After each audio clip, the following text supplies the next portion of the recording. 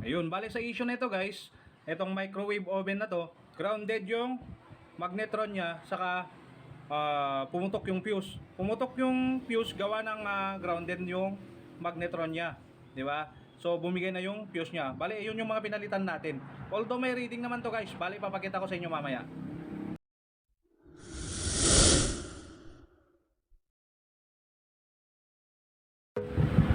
Hello guys, welcome to my vlog. Ayan, bale may microwave oven dito guys. Ayan, pinapa-repair. So, na-check ko na siya guys, saka napalitan ko na ng magnetron, gawa ng magnetron yung sira. Saka yung fuse, yung dito niya guys. Yan, fuse yan guys. Dalawa kasi yung fuse niyan. Isa dito, tapos galing dito sa may sa taas guys, ito. May fuse din yan. Pero ito, okay yung fuse diyan guys, yung galing sa may cord. Ayan, pero yung isang fuse niya bumigay. Gawa ng naging grounded to. Ito, kaya natin pinalitan ng bago. Naging grounded siya. Bumigay naman ngayon yung isang fuse. Ayan, although may ano siya guys, itong magnetron na to may reading.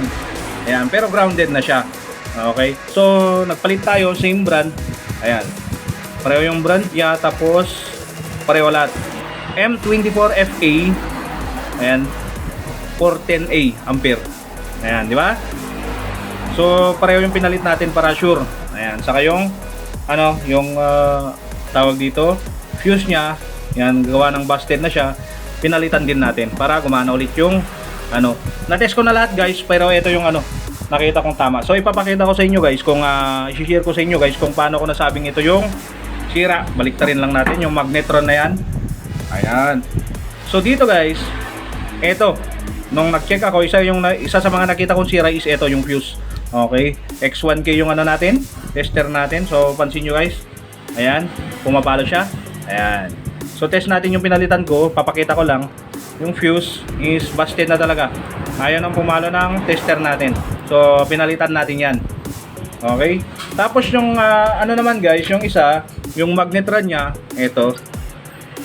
Although napalitan ko na, ipapakita ko lang sa inyo kung paano ko nasabing sira to, di ba? Ayan, pag kinek mo, check natin guys, tingnan nyo yung tester. Ayan, pag chinek mo, pumapalo siya. So unang tingin, parang okay siya, di ba? Kasi napalo naman. Ang problema guys, pag linagay mo yung isang test probe sa body ground, sa body niya, ayun, pumapalo rin. Grounded. So lipat natin yung isa. Ayan, dito naman. So yun, pumapalo rin pag linagay mo yung isang test probe sa body ground.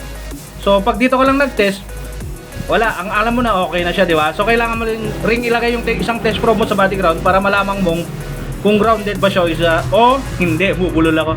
So sa kaso nito guys, grounded yung natin, magnetron natin.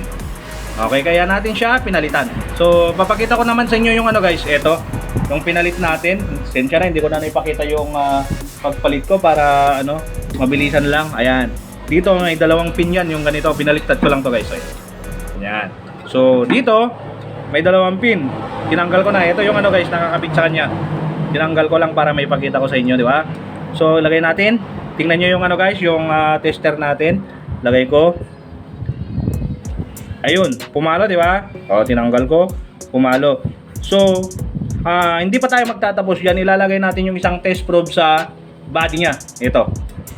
O, kung pansin niyo guys, hindi siya pumalo, di ba? Yan yung good na magnetron. So ilipat naman natin yung isa dito naman. Ayan. Ayan siya guys. Hindi siya pumapalo. Dito lang siya pumapalo, dito sa may mga connection niya, socket niya, di ba? Ayan. So ito yung good na magnetron. So ganoon lang kasimple guys, mag-check ng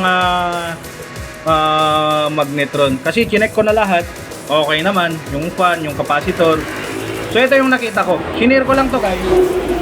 Shinare ko lang to guys kasi pag nag-check ka ng magnetron, huwag kang pakakampante na okay siya pagka inano mo dito, yan, inano mo dito tapos may reading, di ba?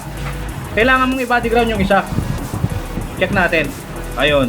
Kasi pag dito lang, okay, di ba? Okay siya, may palo naman may reading naman Yun pala, grounded na siya.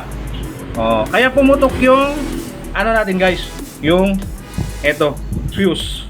Gawa ng grounded na yung magnetron, bumigay na yung fuse. Ayan. So, ganun lang siya guys.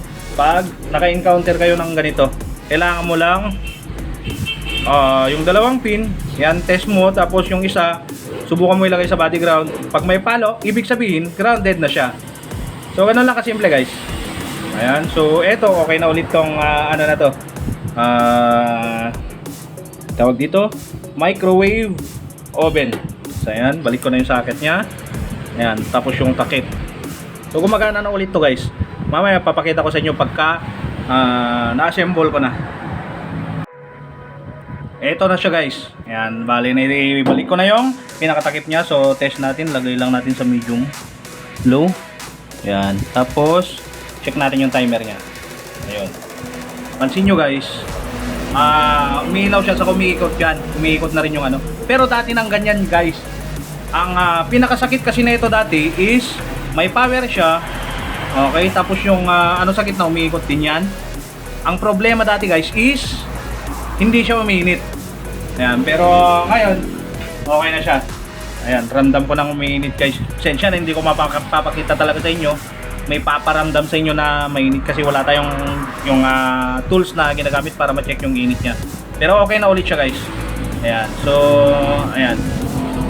Pag binuksan natin, nag-automatic yan. Diba? Ayun. So okay na to. Patayin ko lang guys. Ayan. So hanggang dito na lang guys. Maraming salamat sa panonood sa mga vlogs ko. Please subscribe to my YouTube channel para sa mga hindi pa nakakapag-subscribe. Pahit na rin ng notification bell. Saka palike na rin. Maraming salamat. Hanggang sa susunod. Paalam!